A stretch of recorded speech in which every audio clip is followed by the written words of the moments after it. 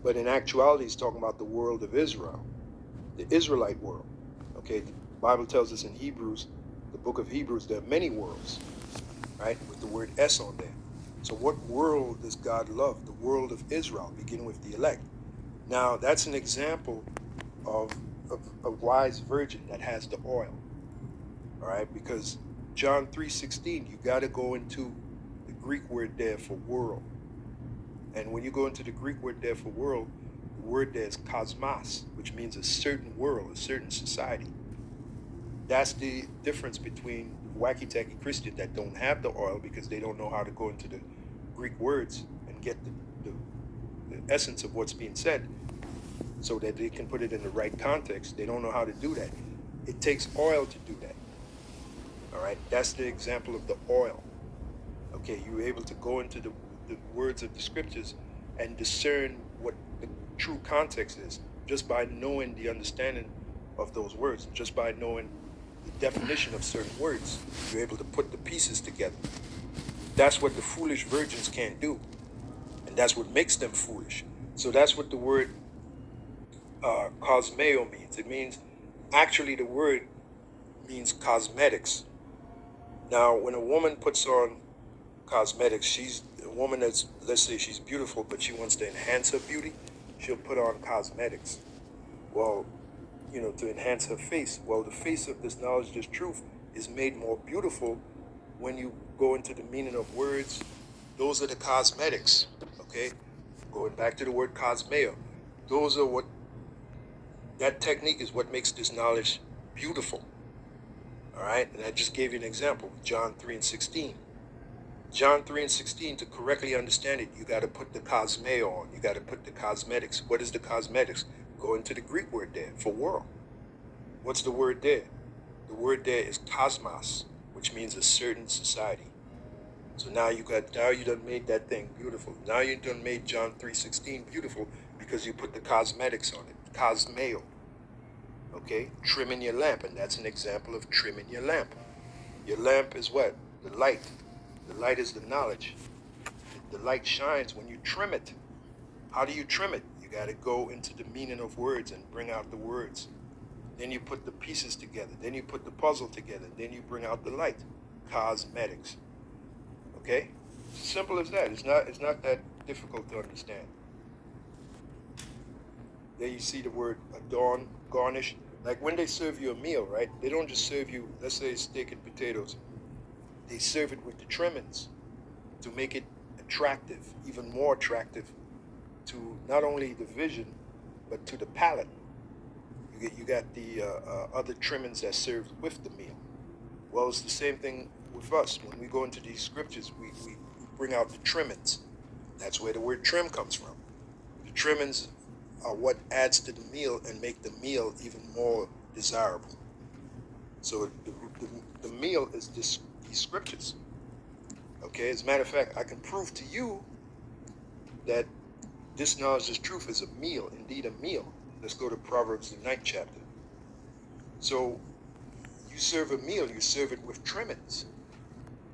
Not only is it attractive to the eyes, it's attractive to the palate, right? Proverbs, the right kind of trimmings that go with the meal. Proverbs, the 9th chapter, and the first verse, wisdom, which is this knowledge, this truth, have builded her house. She have hewn out her 7 pillars. Pillar means foundation, so this word is completely sound. 7 pillars, 7 means completion. All right, so it's completely sound.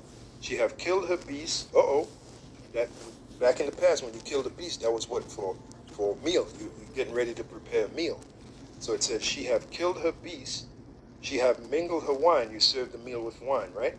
She have also furnished her table, right? She have sent forth her maidens. We're the maidens.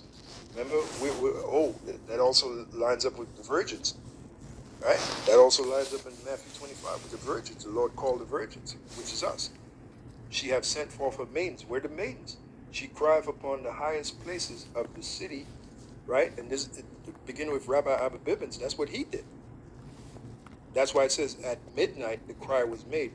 What does it mean, midnight? Midnight is the highest point. Basically, is the highest point of Esau's kingdom.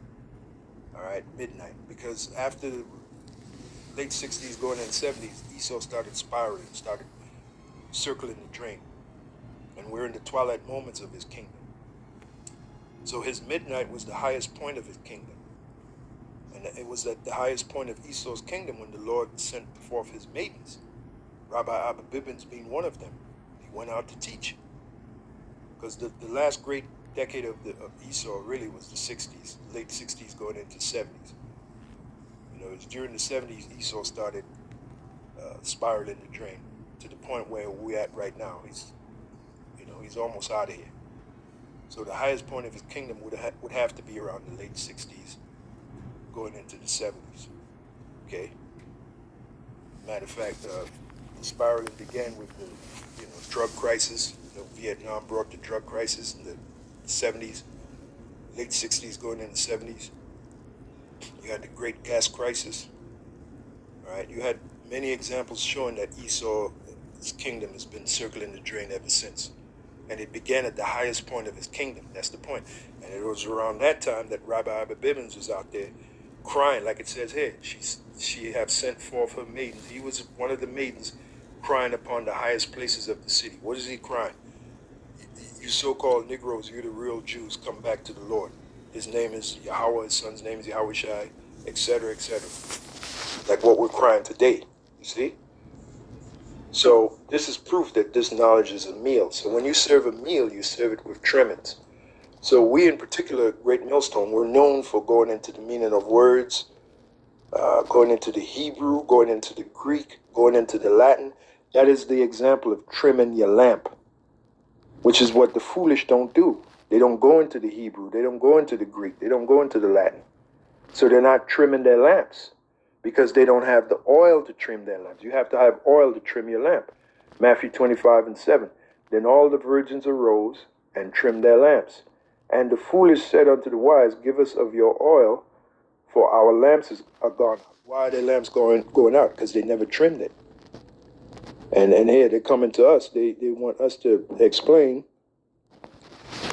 what they can't understand. And there's really not that much time. There's really no time to do that.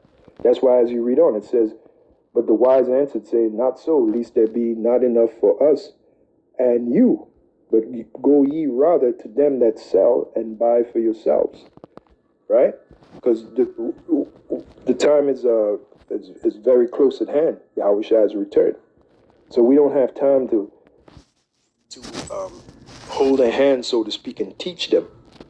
Okay, when they should have known, they should have, the virgins that were called, the foolish ones, they should have known and understand, but they did not invest their time wisely. They did not put in the work that it takes to really understand this knowledge of truth. They didn't do it.